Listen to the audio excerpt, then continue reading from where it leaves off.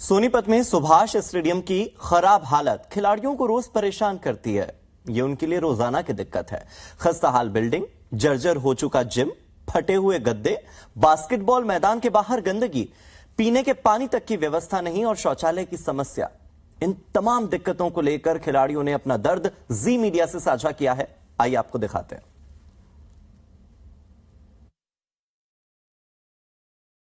सोनीपत के सुभाष स्टेडियम में basketball court की भी हालत अब दयनीय हो चुकी है। कुछ तस्वीरें आप यहां पर देख सकते हैं कि स्टेडियम में यहां कितनी गंदगी फैली हुई है। जहां जहां तक आप देखेंगे वहां तक गंदगी जो है आपको नजर आएगी। और पीछे की तस्वीरें भी आप देख सकते हैं कि यहां स्टेडियम में जो है मैदान की हालत भी दयनीय हो चुकी है और जगह जगह रोड़े पत्थर भी पड़े हुए हैं और जर्जर हालत जो है वाकई में ही खिलाड़ियों के लिए चिंता का विषय बनी हुई है। आप ये तस्वीर यहाँ पर देख सकते हैं कि काफी संख्या में यहाँ खिलाड़ी मौजूद हैं, लेकिन बगैर सुविधाओं के यह खिलाड़ी आगे बढ़ने का प्रयास जरूर करते रहते हैं, क्योंकि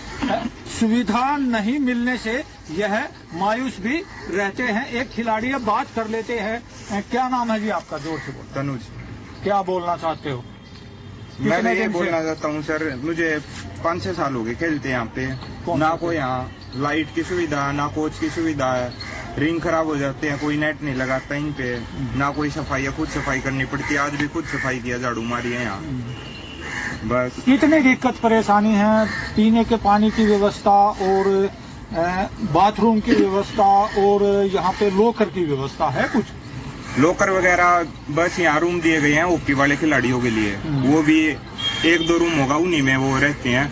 और किसी के लिए कुछ खास सुविधा नहीं है। ना पानी की कुछ सुविधा है, ना आरओ है। खराब पानी से आता है सीधा, जिसको पीना पियो, वरना रहने दो। खिलाड़ी बता रहे हैं कि खराब पानी पीना पड़ता, आरओ की सुविधा नहीं है। क्या नाम है? दीपाल सिंह। क्या बोलना चाहते हो? कितने दिनों से खेल रहे हैं? ये 1-2 साल हो गए यहाँ पे खेलते। वैसे तो सुविधा तो थोड़ी बहुत तो मिलती है। टीएस मैडम से भी कहा है कई बार, मैडम ने आरओ भी करवाया था, ठीक फिर खराब हो जाता है। फिर बार बार कंप्लेंट डालते हैं। वही यही पे यही बास्केटबॉल का ग्राउंड भी पीछे वाला तोड़ रखा है। पहले तो कहते थे कि यहाँ पे बिल्डिंग बनाएंगे, 3 साल हो गए तोड़े हुए भी। सर मैं यहाँ 1-1.5 हफ्ते से आने लगा। हाँ। पहले अकेला आया था, 2-3 दोस्त मिले थे, उनके साथ खेलने लगा था। हाँ। फिर थोड़े दोस्तों से बात की कि भाई बास्केटबॉल खेलाते हैं, सुविधा है नहीं। अच्छा, यहाँ सीरियसली बताओ, कुछ हो जाएगा? सुविधा में चाहिए। 2-3 महीना हो गया मैं आपको खेलते, तो कुछ भी सुविधा नहीं है यहाँ पे। जैसे आप देख रहे हो बास्केटबॉल के जो मैचिंग बोर्ड आए थे वो टूटे पड़े हैं। तो बोर्ड आए थे वो जैसे अब नीचे तो बिल्कुल कई बार उसको गिर चुके हैं। तो कुछ करना पड़ता है। तो कुछ भी बहुत साल से कुछ भी नहीं हो रहा है। इसके लिए यहाँ पे तोड़ दिया, अच्छा कोर्ट है तोड़ दिया है। तो अभी यहाँ पे कुछ भी खेलने के लिए जाते रहे हम बच्चे, क्रिकेट खेलने आते हैं। अच्छा, सुविधाएं नहीं है। क्या नाम है? क्या बोलना चाहते हो? यहाँ पे कुछ भी सुविधा नहीं है वाटर की। हाँ। और यहाँ पे टूटे हुए हैं बास्केटबॉल एक। हाँ। क्या मांग करते हो? ठीक हो जाए? हाँ, ये ठीक करवाने की मांग जो है जरूर करते नजर आ रहे हैं खिलाड़ी। एक व्यक्ति और है, उनसे ही बात कर लेते हैं। क्या नाम है जी आपका? नाम तरुण है। अच्छा तरुण जी, जिस तरह से बगैर सुविधाओं के खिलाड़ी आखिर कैसे मेडल तक पहुंच पाएंगे, क्या बोलना चाहते हो?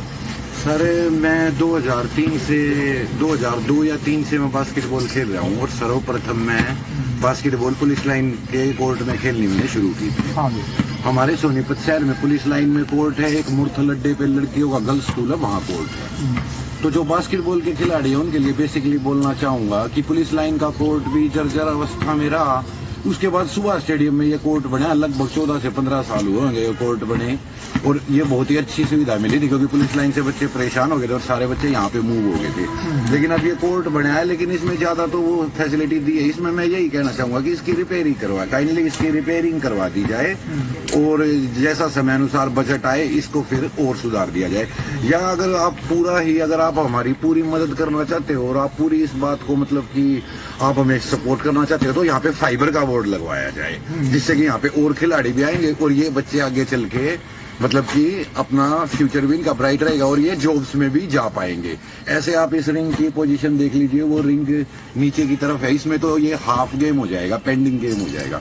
वैसे मैं फोर्स में जा चुका हूँ 2012 से, और मैं छुट्टियाँ आता हूँ तो मैं यहाँ पे स्टेडियम में आ जाता हूँ। और ये तो मेरे बहुत छोटे बच्चे हैं, मेरी तो अबाउट 35 हो चुका हूँ, तो इन बच्चों से मैं रिक्वेस्ट करके थोड़ा खेल लेता हूँ। मैं हफ्ते वीक 2 वीक की छुट्टी आता हूँ। अच्छा, और आपका यहाँ आने के लिए बहुत बहुत धन्यवाद। जिस तरह से यहाँ पर खेल मैदान की हालत वास्तव में चिंताजनक बनी हुई है, और खास बात यह है कि सब खिलाड़ी यहाँ पर सुविधाओं की मांग सरकार से कर रहे हैं। अगर सुविधा मिलेगी तो मेडल भी देश को अवश्य मिलेगा। राजेश खत्री, जी मीडिया, सोनीपत।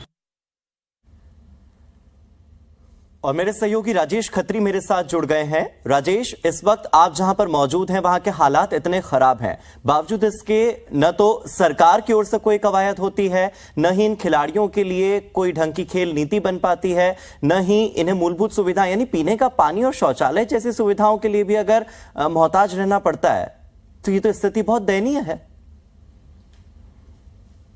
जी बिल्कुल, देखिएगा जिस तरह से सोनीपत का सुभाष स्टेडियम जो बिल्कुल शहर के बीचों बीच में है, और काफी वर्षों से यह स्टेडियम जो है हरियाणा सरकार के माध्यम से चलाया जाता है, और जिला खेल अधिकारी भी इसी स्टेडियम में बैठता है। खास बात यह है कि जिस तरह से खिलाड़ियों ने जी मीडिया के सामने यानी कि सुनो सरकार कार्यक्रम के सामने अपना दर्द जो है वो बयान किया है, यानी कि कुश्ती स्टेडियम हाल की स्थिति चिंताजनक बनी हुई है। खास बात यह है कि खिलाड़ियों के लिए यहाँ इस स्टेडियम में ना तो लॉकर की सुविधा है, यानी कि खिलाड़ी अपना कुछ सामान रख सके, और ना यहाँ पर पेयजल की व्यवस्था है। इसके अतिरिक्त यहाँ पर छत जो है वो टूटकर जर्जर हो चुकी है। भवन की हालत को देखने से यह अंदाजा जरूर लगाया जा सकता है कि काफी वर्षों से इसकी मुरम्मत नहीं हुई है। तो राजेश, आप जब वहां ग्राउंड जीरो पर पहुंचे, आपने वहां खिलाड़ियों से बातचीत की, जिला खेल अधिकारी ने क्या कहा इस पर? उन्हें नहीं लगता कि ये इसकी हालत बहुत जर्जर हो चुकी है? जी बिल्कुल, देखिएगा जिस तरह से ये बड़ी चिंता का विषय है, जहां पर खेल विभाग से संबंधित जिला के वरिष्ठ अधिकारी बैठते हैं, और उनके केवल पास में ही यानी कि 2 रूम छोड़ते ही स्टेडियम, खेल स्टेडियम है। तो देखिए, ये तस्वीरें एक बार आप देख लीजिए, और इन तस्वीरों के बाद ये बताना बहुत महत्वपूर्ण हो जाता है कि जिला खेल अधिकारी यहीं पर बैठते हैं। अधिकारी शायद इस पूरी व्यवस्था को, इस पूरे सिस्टम को, इस इमारत को, इस खस्ताहाल बिल्डिंग के साथ साथ यहां की जर्जर व्यवस्था को नजरअंदाज कर देते हैं। उन्हें इन खिलाड़ियों का दर्द नजर नहीं आता, उन्हें यह नजर नहीं आता कि बतौर खेल अधिकारी उनकी जिम्मेदारी यह है कि इन खिलाड़ियों को इतनी मूलभूत सुविधाएं तो कम से कम मुहैया कराई जा सके कि अपने टैलेंट और अपने प्रतिभा के आधार पर ये हरियाणा के लिए मेडल ला सकें। और मेरे सहयोगी राजेश खत्री मेरे साथ लगातार जुड़े हुए हैं। राजेश, अधिकारियों की लापरवाही और नजरअंदाजी हम साफ तौर पर देख पा रहे हैं कि अधिकारी वहां 2 कमरे छोड़कर बैठते हैं और कुछ नहीं कर रहे हैं। विधायक क्या करते हैं? जी बिल्कुल, देखिएगा जिस तरह से सोनीपत से कांग्रेस विधायक सुरेंद्र पवार यहाँ पर मौजूद हैं, और वो जो है इस स्टेडियम की हालत के विषय में वो भी जानते हैं, लेकिन विषय ये है कि कहता है कि सरकार जो है वो करेगी, यानी कि उनकी तो सरकार नहीं है, सरकार बीजेपी की है, तो बीजेपी सरकार को कार्य खेलों के प्रति करने चाहिए। जिस तरह से सरकार जरूर दावे करती है कि खेलों की सुविधाएं जो हैं वो राजेश, आपने भी जिक्र किया है, आपने भी सुरेंद्र पवार जी का जिक्र किया है, तो क्यों ना उन्हीं से संपर्क कर लिया जाए। कांग्रेस के विधायक सुरेंद्र पवार जी मेरे साथ जुड़ गए हैं फोन लाइन पर। सुरेंद्र जी, बहुत बहुत शुक्रिया हमारे साथ जुड़ने के लिए। सर, मेरे जो संवाददाता हैं, मेरे सहयोगी हैं, वो ग्राउंड जीरो पर जाकर देख कर आए किस तरह से स्टेडियम के हालात खराब हैं। वो बता रहे हैं कि आपका यह कहना है कि आपकी सरकार नहीं है इसलिए वहां के हालात खराब हैं, तो हालात सुधारने के लिए क्या कांग्रेस की सरकार लगेगी? बतौर विधायक आप क्या करेंगे सर? देखिए, मैंने लगातार मैं आवाज उठा रहा हूँ। पिछले विधानसभा के दोनों सेशन में मैंने ये प्रश्न भी लगाया था और उसका जवाब जो है संतोषपूर्वक नहीं दिया माननीय मंत्री जी ने उस समय जी। उन्होंने कहा कि एस्ट्रोट्रफ तो लगा हुआ है, लेकिन एस्ट्रोट्रफ की जो लाइफ है वो 10 साल होती है और अभी वहां लगे हुए 8 साल हुए हैं। जहां तक बात करेंगे, हमारी वहाँ शहर की बेटियां सैकड़ों की संख्या में वहाँ प्रैक्टिस करती हैं और एस्ट्रोट्रफ की हालत ये है कि डेली चोट लगती है, उनको बिल्कुल खस्ता हालत हो रखी है। जहाँ तक बात है सुविधाओं की, ना तो वहाँ कोई टॉयलेट है, ना कहीं बैठने के लिए शेड है बच्चों के लिए। अगर बारिश आ जाए तो बारिश में उनको भीगना पड़ता है, कोई शेड की व्यवस्था नहीं है। बहुत सारी चीजें। सुरेंद्र जी, आप तो शेड की और सुविधाओं की बात कर रहे हैं, मैं तो मूलभूत आवश्यकताओं की बात कर लेता हूं। शौचालय की समस्या वहां पर है, शौचालय की तस्वीरें इस वक्त टीवी स्क्रीन पर चल रही हैं, देख करके लगता नहीं कि वहां कभी भी कोई शौच जा सकता है। पीने का पानी भी अगर मुहैया न करा पाए तो ऐसे में ये नहीं लगता आपको कि बतौर विधायक की कहीं ना कहीं हमारी असफलता भी होती है कि हमारे मुद्दे, हमारा शहर विकास नहीं कर पा रहा है? नहीं, बतौर विधायक हम आवाज उठा सकते हैं। मैंने लगातार सड़कों पे भी और विधानसभा में भी आवाज उठाई है, लेकिन सरकार बिल्कुल जो है संवेदनशील नहीं है इस मामले में। जन विरोधी सरकार है ये बीजेपी की। और जब ये बात करते हैं कि स्पोर्ट्स की, माननीय हुड्डा साहब, तो सुरेंद्र जी, इसका कारण आपको क्या लगता है? सरकार क्यों ये कर रही है? सरकार, क्योंकि चलिए आपका मान लिया सोनीपत में ये कारण है, फरीदाबाद में क्या कारण है? ये तो बीजेपी कांग्रेस देखकर हो ही नहीं रहा है। हर जगह के स्टेडियम इसी तरह से जर्जर हालत में, क्या कारण है कि सरकार ध्यान नहीं देती? कोई तो कारण होगा ना। देखिए, ये सरकार जो है, मैंने बताया ना, जन विरोधी सरकार, जन विरोधी कार्य कर रही है। मतलब कोई भी ऐसी कार्य नहीं कर रही है सरकार के जिससे किसी आम जन को कोई सुविधा मिलती हो। आज खिलाड़ी परेशान है। आपने देखा होगा हमारे खिलाड़ियों को तो बल्कि इंटरनेशनल जो स्तर पर जो खेल कराए, मेडल जीत कराए, उनको भी जंतर मंत्र पर बैठना पड़ा धरने में। आज हालात ये है हरियाणा में कि हर वर्ग को सड़कों पर उतरना पड़ रहा है और अपनी आवाज जब उठाते हैं तो सरकार की लाठियां खानी पड़ती है। लेकिन सुरेंद्र जी, फिर आप ये समझिए ना कि जो सोनीपत के युवा हैं, खासतौर पर वो खिलाड़ी जो यहाँ पर खेलने के लिए आते हैं, वो बीजेपी को वोट देते हैं ये सोचकर कि बीजेपी हालात सुधारेगी, वो कांग्रेस को वोट देते हैं ये सोचकर कि आप जीत कर आए हैं बतौर विधायक तो आप कुछ करेंगे। जब उनके लिए कोई कुछ नहीं कर रहा है तो फिर वो वोट किसे देंगे? यही तो युवा हैं जो आने वाले भविष्य में हरियाणा के लिए मेडल लाएंगे, यही वो युवा हैं जो आपको भी वोट देंगे, बीजेपी को भी वोट देंगे। तो फिर ये वोट ही क्यों देंगे? इनका तो भरोसा ही उठ जाएगा चुनाव प्रक्रिया से, अपने विधायकों से, अपनी सरकार से।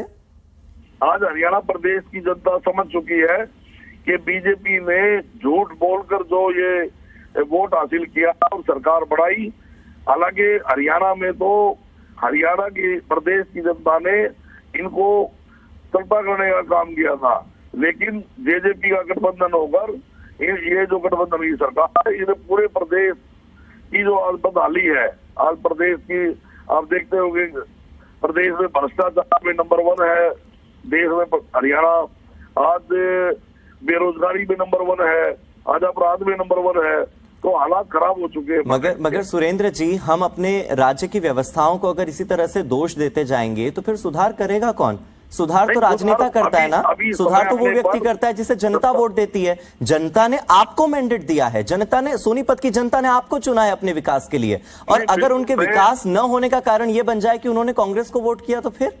नहीं, मैं अपने विधानसभा की जहां तक बात करूं, मैं अपने विधानसभा की लगातार आवाज उठा रहा हूं और मेरे विधानसभा का जो एरिया है वो ज्यादातर कॉर्पोरेशन में है और आज कॉर्पोरेशन का मेयर भी हमारा सोनीपत से कांग्रेस पार्टी का ही है, सीनियर डिप्टी मेयर और डिप्टी मेयर भी। चलिए, तो जब इतनी अनुकूल परिस्थितियां हैं तो मैं उम्मीद करता हूं कि स्टेडियम की स्थिति भी जल्द ही अनुकूल होंगी खिलाड़ियों के लिए कम से कम। बहुत बहुत शुक्रिया सुरेंद्र जी हमसे बातचीत करने के लिए, और साथ ही मैं धन्यवाद करना चाहूंगा मेरे सहयोगी का, राजेश, आप मेरे साथ जुड़े हुए थे, बहुत बहुत शुक्रिया, आपने भी बहुत अच्छी जानकारी दी।